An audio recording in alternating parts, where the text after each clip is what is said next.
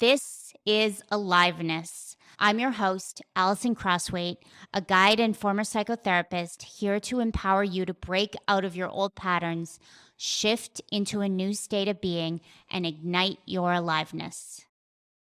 I'm so excited to be here today with Lorie Dechar. Lorie is an alchemical healer, mentor, and teacher, and she has over 25 years of Chinese medicine practice experience, over 10 years as a senior faculty member at the Tri-State College of Acupuncture in New York City, and many years of teaching at institutes and retreats throughout the US, Canada, and the UK. I love the statement of the goal of her work on her website. I think it captures something of where we're going to go today. The goal of our work is to help people develop a conscious relationship to their inner life, leading to a more meaningful, purposeful, and creative life in the outer world. That's from The Alchemy of Inner Work, which we will be talking about. That's her book. It's utterly fantastic. I met Lorie not knowing anything about her work, other than that she had had a profound impact on somebody that I cared about a lot. And the first moment I met her on Zoom, I felt utterly seen. And I knew that she must have a deep commitment to alchemy and to her own inner work to be able to hold that space. And then I came across her integral Chinese medicine conversations, and my mind was blown. And I saw that we had a lot more to talk about. Discovering her work in the world has been one of those joyous, unexpected surprises that comes from a world of pain that seems expressive of both of our work in the world. And the marriage of Chinese medicine and inner work has been a really rich ground for me, as I regularly refer to Chinese medicine practitioners alongside the plant and the therapeutic work that I do. So welcome, Lorie. So good to have you here. Thank you so much, Alison. It's really nice to be here. I feel like we're sort of sitting together on this summer morning. And I really appreciate the introduction. I appreciate you kind of pulled out such a pithy piece about this idea of inner work and how it can support us in actually living more skillfully during turbulent times. Yes, that is a pithy way of saying it as well. Yeah, and so I really appreciated that. Yeah. Oh, I'm glad. I what comes to me now is, could you say what you mean by inner work?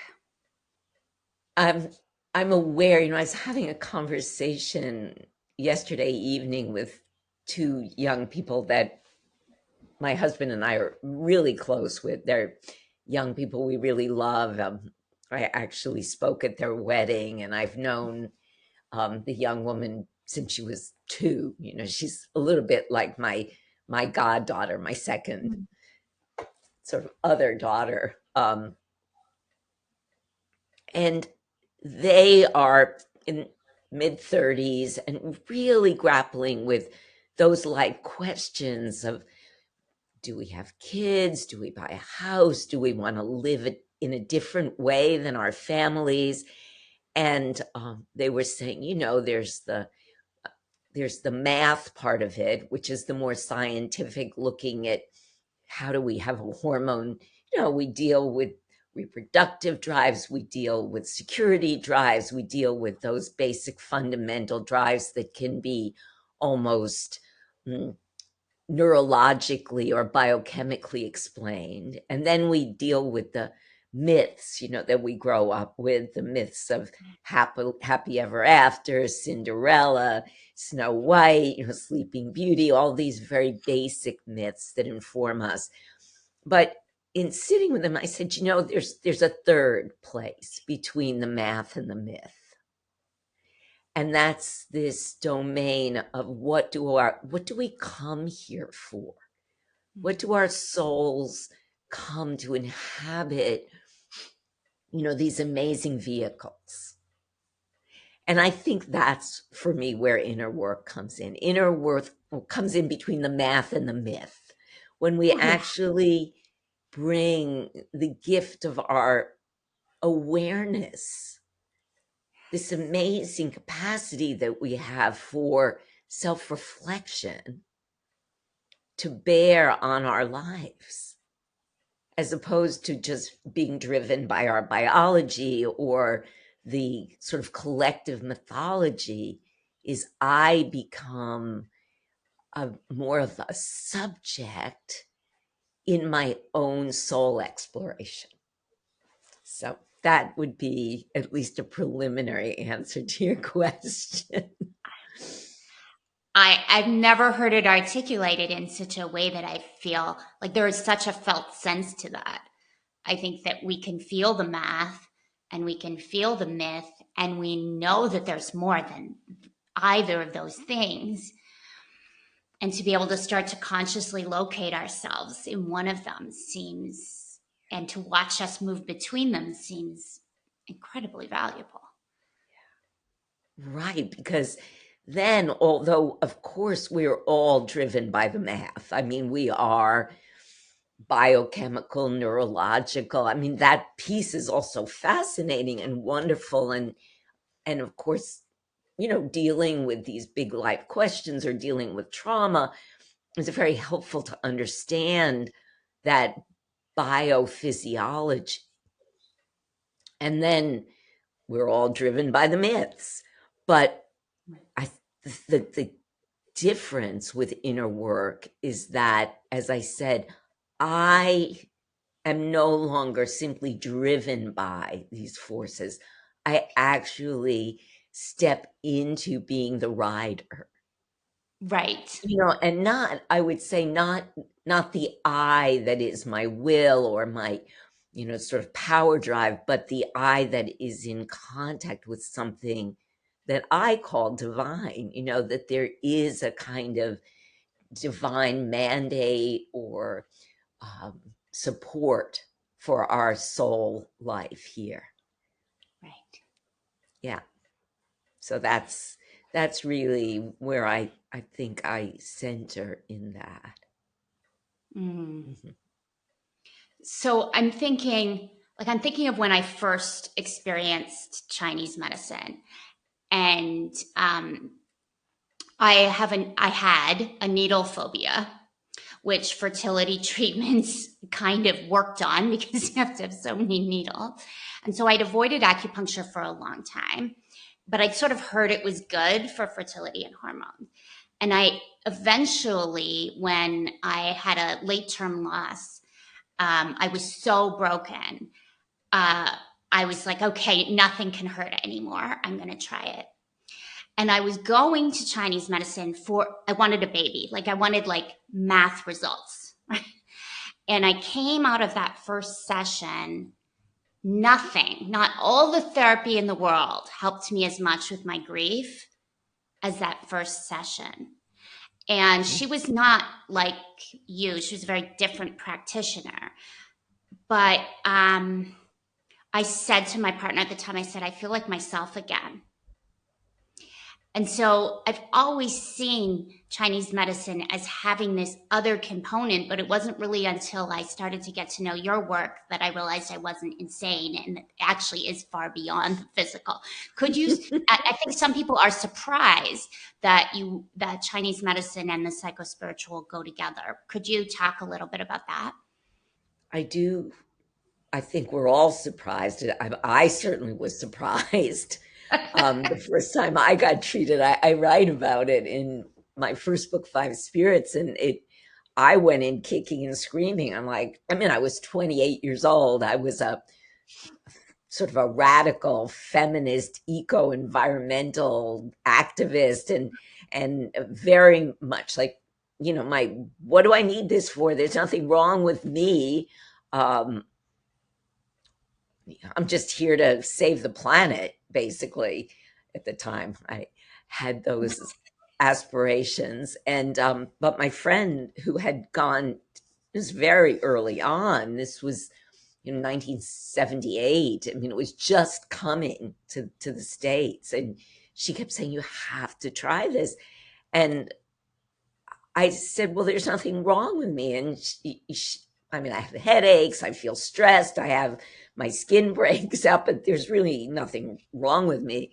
And she said, it's not about that there's something wrong with you. She said, you just need to try it. And so my first session, like you, this was my first visit, and I went in, and what I write about, and I will never forget, we spoke for a while, and I spoke about my frustration that things don't change faster, and different ways I was banging my head against brick walls, and at the time going down to the Pentagon and thinking I was going to change people's minds this way. And she lay me down on the table and she inserted this one needle. And I remember the point. It was liver 3, supreme rushing, which is about flow. The point, it's spiritual nature's flow. And that point changed my life. And I loved what you said, the word, I felt like myself again. I feel like that's such a beautiful way to put the very finest, I would say the most essential practice is that we support people, and not their old tired self that got them in the mess that they're in, but the authentic self. Yeah. It's amazing. So right from the beginning, you were aware of Chinese medicine as a psychological and spiritual practice then? Well, I was, yes, my friend who had studied in England with J.R. Worsley, who was my first teacher. There's lots of streams of Chinese medicine that came over from mainland China at the time in the late 60s, early 70s. Most of that early streaming in came from the People's Republic of China, not the traditional ancient texts, which is why a lot of the thrust of Chinese medicine became more physical, more what we call barefoot doctor, treating pain, treating symptomatology, because Mao Zedong and the leaders of the People's Republic were not inclined to include the more psychospiritual aspects of the medicine. It wasn't consonant with the goals of the Communist Party. So the way it was translated early on was more physical, more material medicine. But there were these streams that came through, and particularly some of the early Jesuit translators of the texts, and people who were, and some of the people who left, the real sages who left or went through imprisonment during certain periods of time, but the ancient texts that carry this deeper level of the medicine were gradually coming through. And my teacher, J.R. Worsley, happened to be someone who was very committed to bringing that what we could say soul or psychological level. So my first treatment was more along those lines. Yeah, let's talk about that, because it was when I knew you, but it was when I saw you post on Instagram a YouTube video of the Integral Chinese Medicine Collective conversation. And I listened to this, and it blew my mind, because from the psychotherapeutic side, this is certainly the type of conversations that make me most excited. And the idea that Chinese medicine practitioners were having very parallel conversations was incredibly exciting and powerful. And these conversations, they're like, I don't know, they're like symphonies or poetry or something, like they're to be experienced. So I'll put one in the show notes for everybody. But tell us, like, what is happening in these conversations?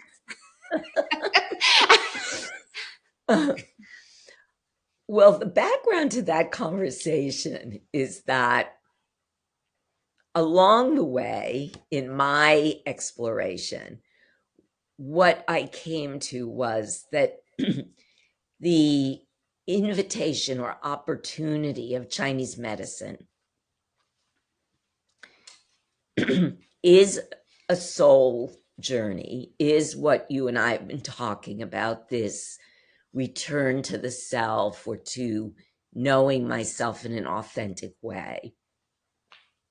That's one level. It's kind of what I could say personal level.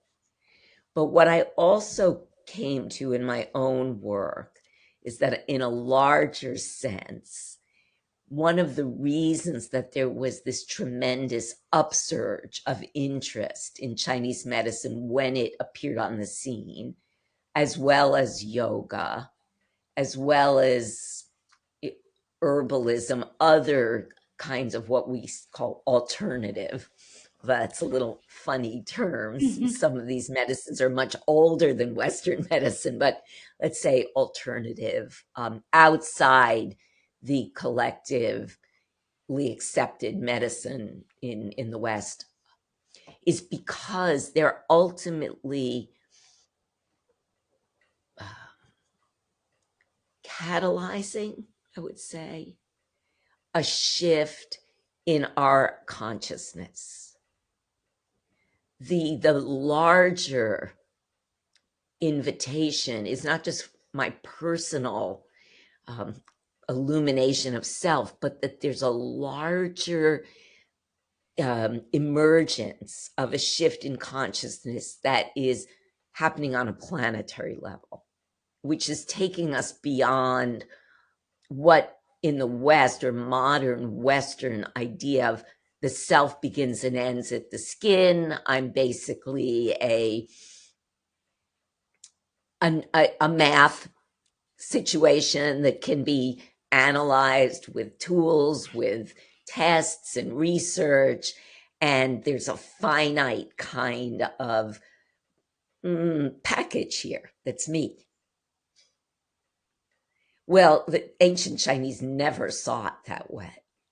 This package that's me didn't really exist for them as separate from the entire cosmos. That the entanglement of my being with heaven and earth and all beings and the climate and the solar flares and the wind, that we're all in this unified field of being.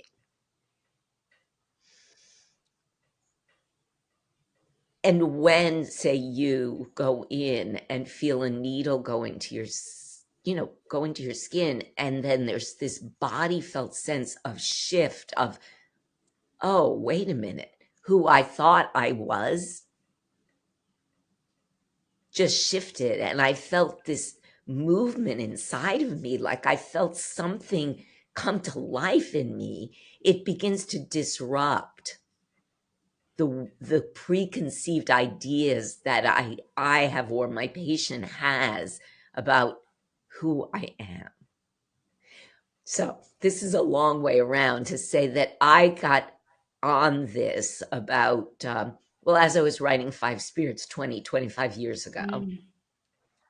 Parallel to me, another practitioner, Lorie Dechar, who's part of the ICCM collective, was also getting on this line. Like, wait a minute, this medicine is bigger than we thought.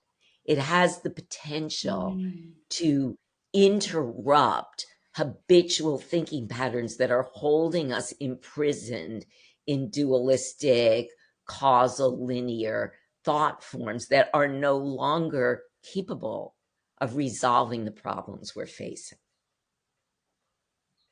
Both the internal problems, but also the larger cultural and planetary problems. So he parallel to me, and we knew we were up to these things, and we had a long history of, antagonism and fascination and different conversations that happened. But finally, as we matured and got more sort of aware of who we were in the larger sort of collective of Chinese medicine, really became collaborative. And we had a conversation and said, hey, wait a minute, there's a few of us here where this is our focus. Let's call together a kind of collective of those of us who are really standing for this deeper underlying movement of the medicine. And let's begin a conversation. So that was the birth of the Integral Chinese Medical Collective that, we've been meeting monthly now for 2 years. Oh, wow. We only started sharing the recordings a year ago. Got it. Yeah, and so the notion of integrality is it's a term that's used in consciousness studies, but it's the movement, the eruptive movement, the emergent new way of being, as opposed to this linear, isolated individual in a package. Integrality is looking at how are we actually all part of a field of transformation, and how do we begin to access that field as alive, not just a concept. That's the piece. And I'm thinking of, somebody listening to this who, is really interested and also is really in the math, myself included, in lots of moments. And when the felt sense is in the math, but yet we sort of know that there's more, how do we negotiate that?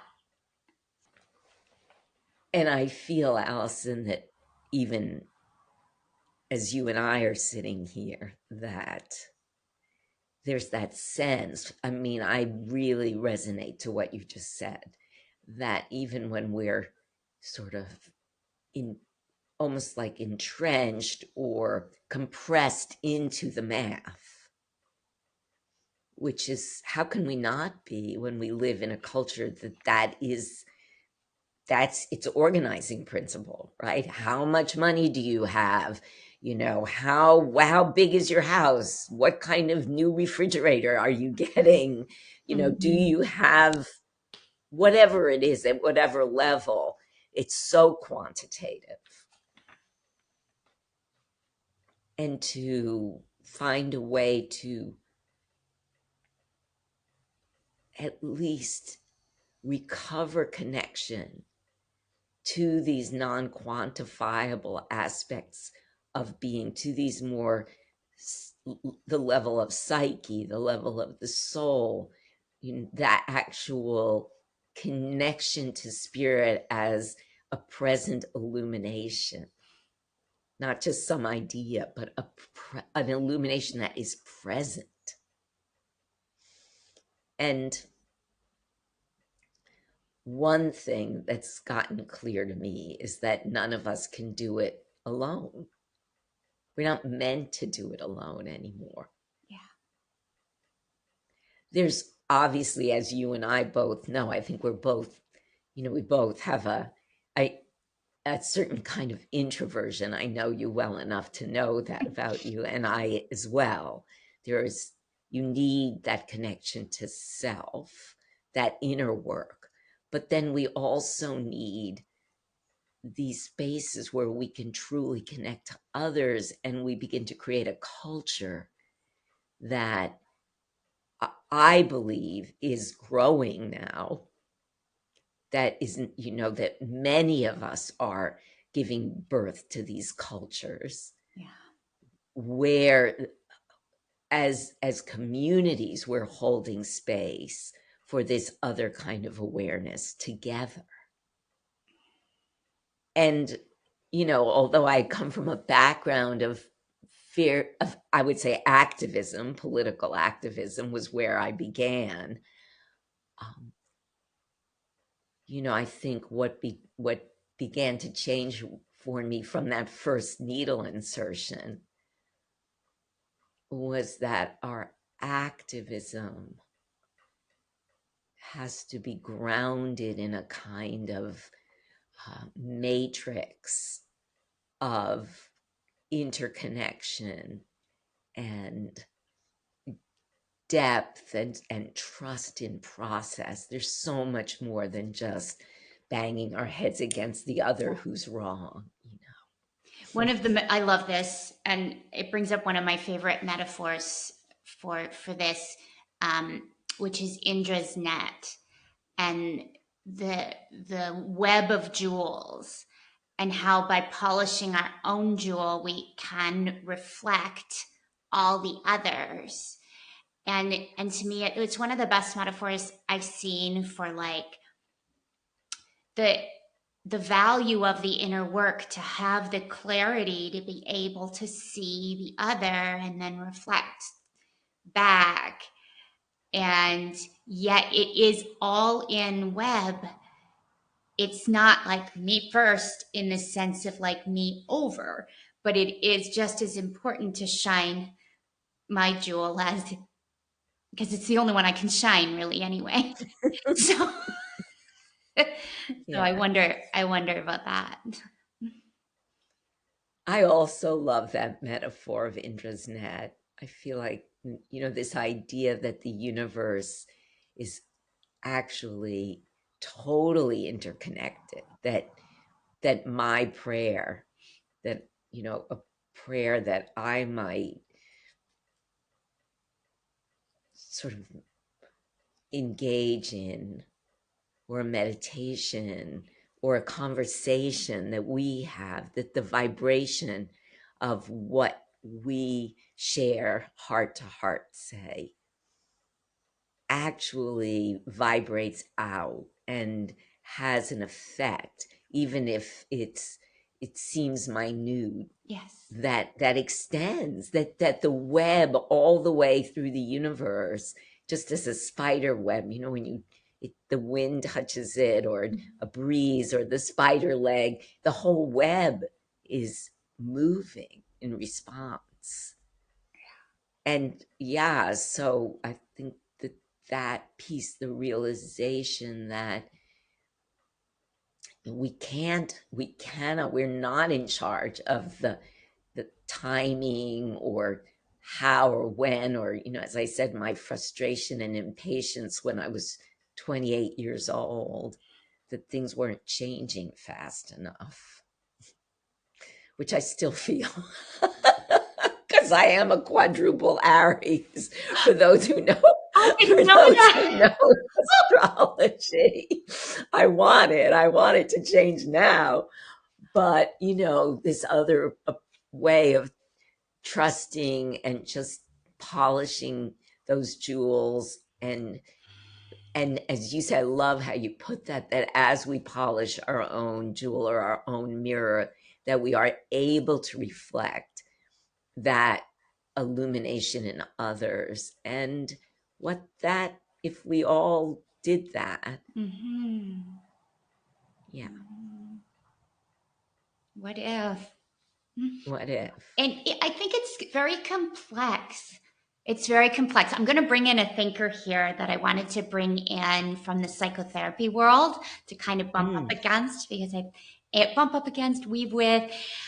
His name is Jonathan Shedler, and he's not integral, I wouldn't say, but he is deeply committed to relational and depth psychodynamic psychotherapy in a culture where there's a lot of quick fix desire from both, the natural human desire for quick fix.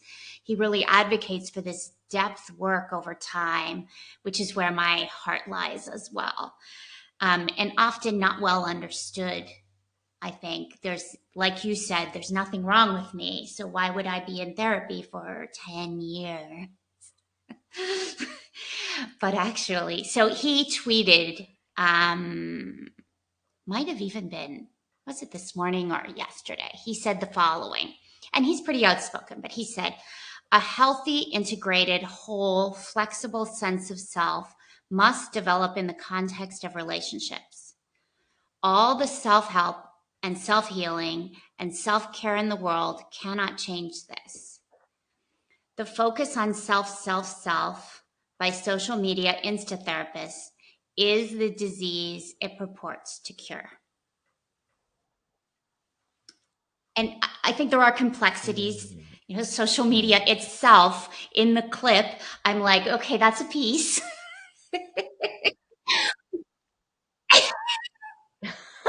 That's so good, Alison. Right? How do we escape the hall of mirrors, the But I thought it was endless? well said. Right? I thought it was well said as well.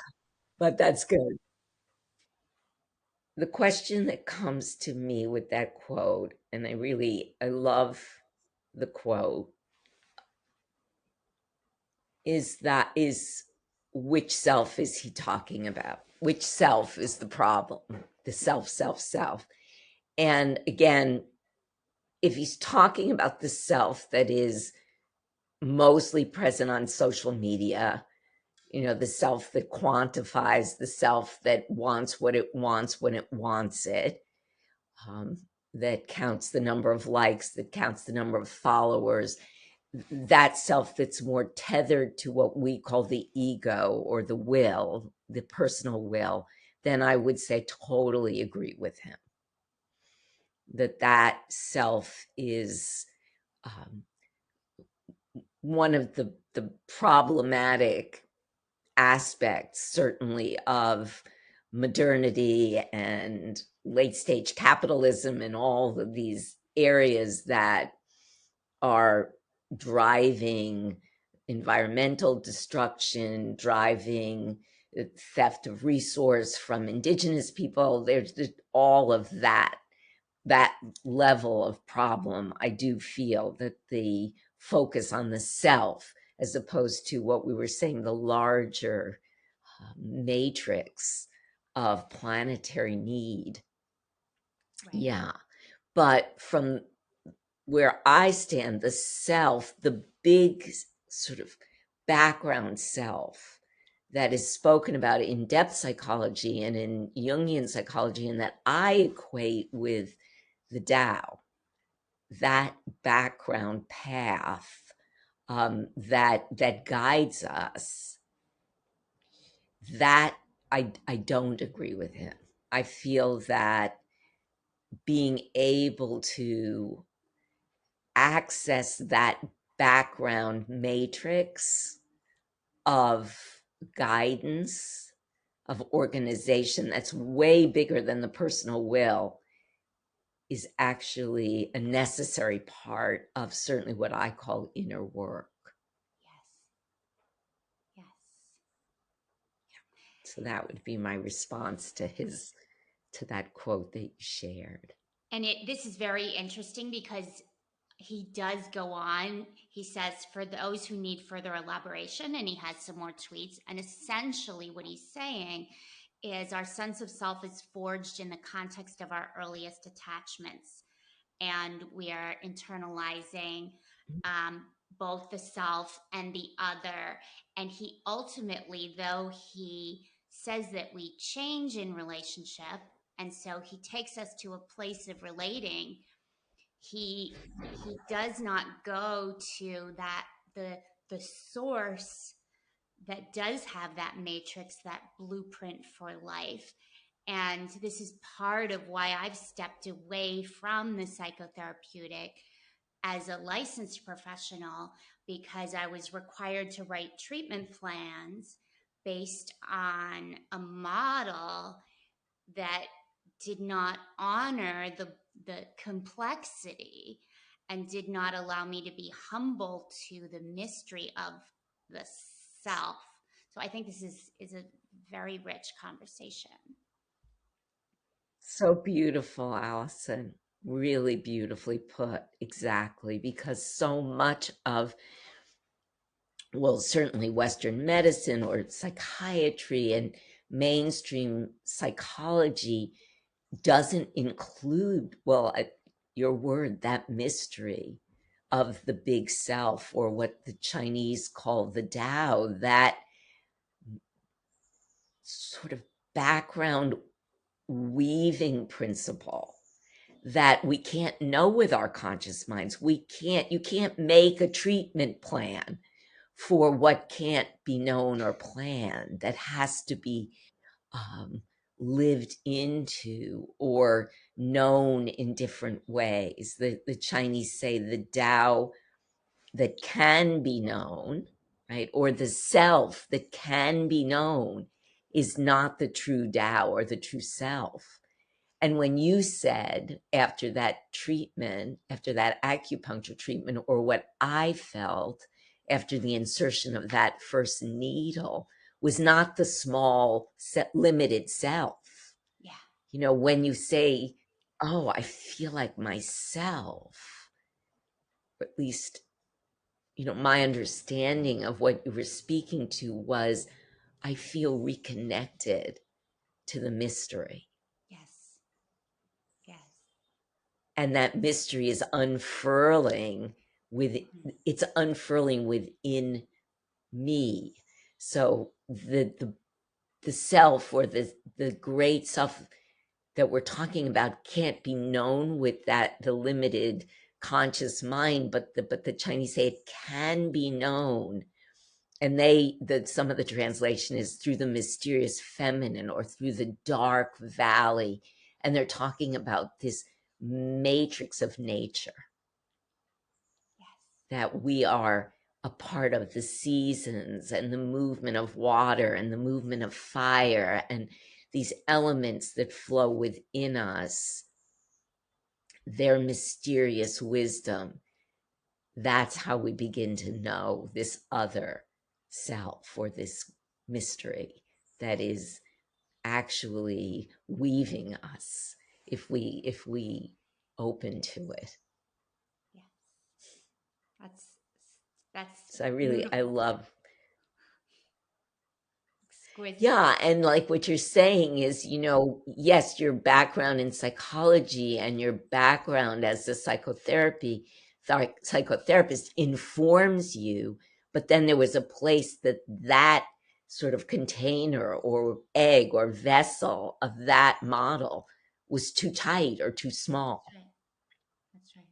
And I think that's where we're at, even I would say as a species, is like the way that we've been holding reality, the way we've been organizing the world is getting too small. It's not working anymore. It's not working. And that there's a different way of organizing or thinking or being that's emergent in us, in you, I know, and in me. And that really is the whole thrust of the Integral Chinese Medical Collective in our conversations, is how do we begin to support the emergence of this other way, this other more integrated way of being human? And that, Yeah. to me, that's the question. And I I find that I find it actually a little bit frustrating sometimes. Like if I get too into the challenges of people that share their challenges with me, I'm like, but that's like me fighting something. I guess what I'm saying is I'm interested in your thoughts on the paradox between the seeing of how life wants to express itself through us and through the species, and the the collective change point that we're at, and the impossibility of Mhm. pushing us along very much on that. Mm. Oh my gosh, I really hear you on that one. That comes, yeah, it comes back to the question. I mean, I so resonate with that, Alison. I really do. I think the thing that has helped me there actually does come out of, you know, one part of the work that my organizing principle in my work has been the world of alchemy. As you know, I call my work alchemical healing. I've really leaned into alchemy as a way of looking at the world that supports me in moving into new possibilities. So alchemy was the way that human beings organized their view of the world before modern science, kind of between shamanism and modern science. And my husband, Benjamin Fox, and I get into this quite a bit in the book that we co-wrote, The Alchemy of Inner Work, looking at these different tools. He's an astrologer, and we brought dream work and meditation and shadow work and archetypes and flower essences and all these tools as ways to actually work with what you're talking about, those impasse points, to move us beyond where we're stuck. And alchemy was very much about how do we work with the stuckness, the impasse points, to discover the gold that's hidden in those what feel like lead, what feel like stuck places. But to come back directly to your point there, one of the guiding principles of alchemy is that I am not in charge of the timing of these processes.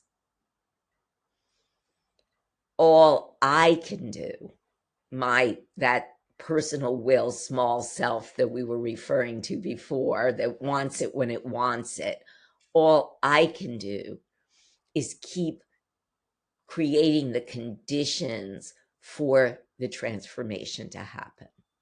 Mm-hmm. I can keep choosing to live in a way that supports this process of change.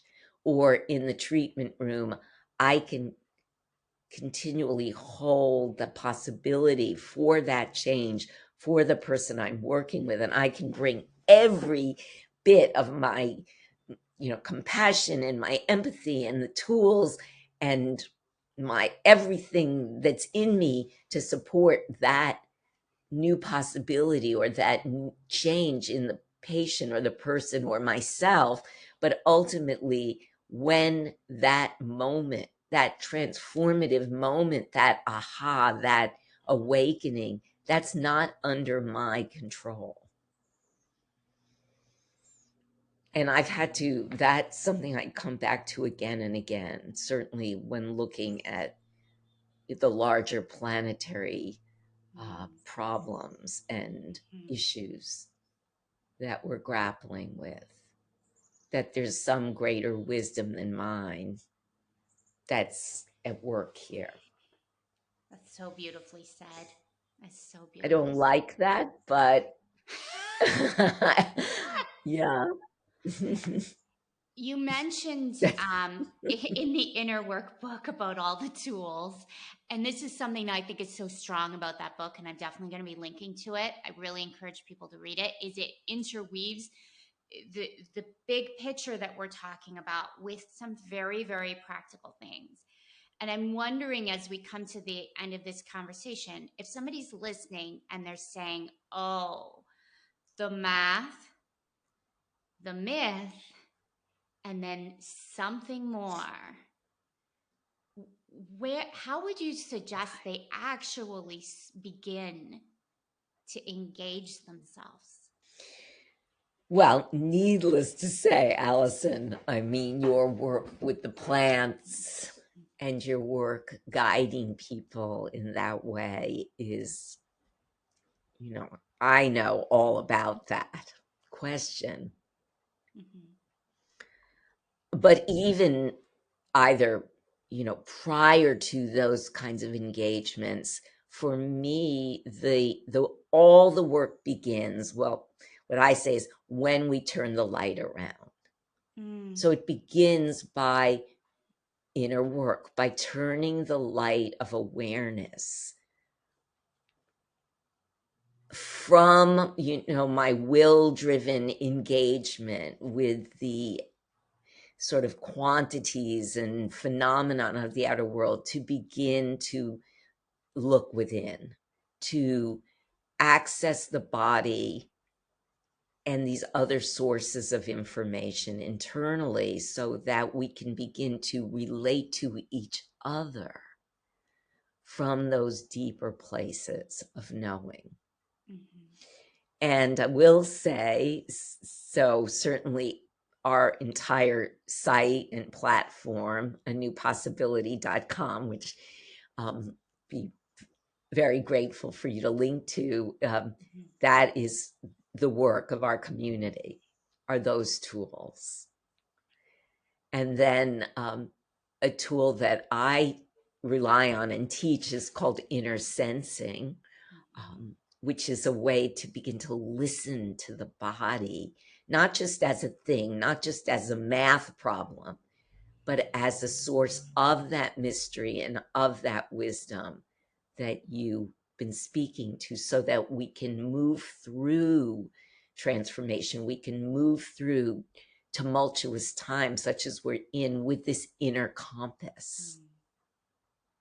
And I'm going to be teaching a weekend on inner sensing in the fall. So that's a very hands-on, practical invitation for people who are interested in that.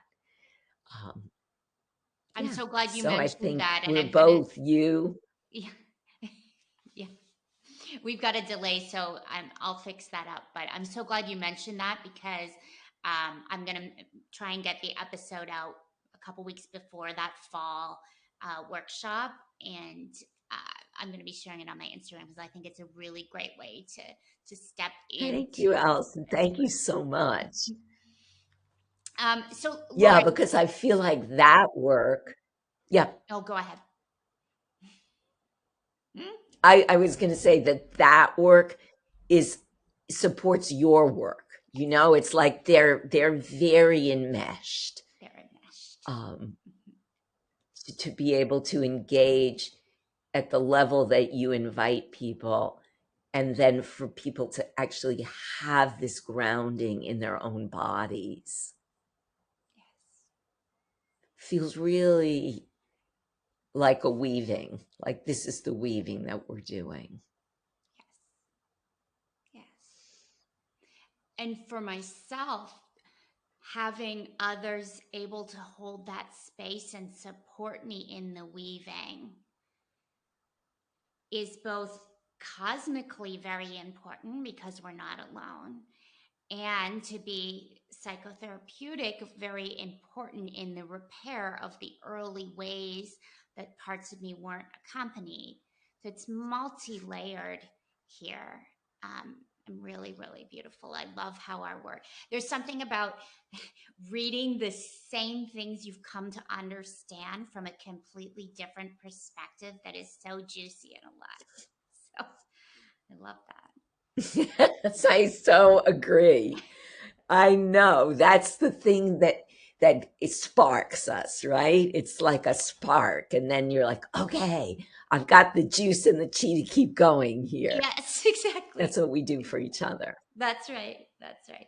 So Lorie, thank you. Thank you for everything you are in my life, and thank you for sharing your wisdom, your energy, your presence with the people who listen to this podcast. I'm incredibly grateful, and I'm so excited for this episode. So thank you very much. Everything, the website. Well, the feeling is so mutual.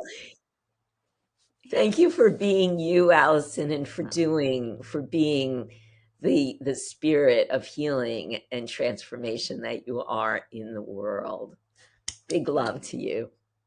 Love you and too. We'll talk soon. Bye for now. Bye-bye. Bye. If this resonates with you, be sure to subscribe so you get all the juicy episodes to come. And if you have a friend who is deep into their personal growth and healing journey, share this podcast with them too. Now go out and experience the aliveness that's here for you today.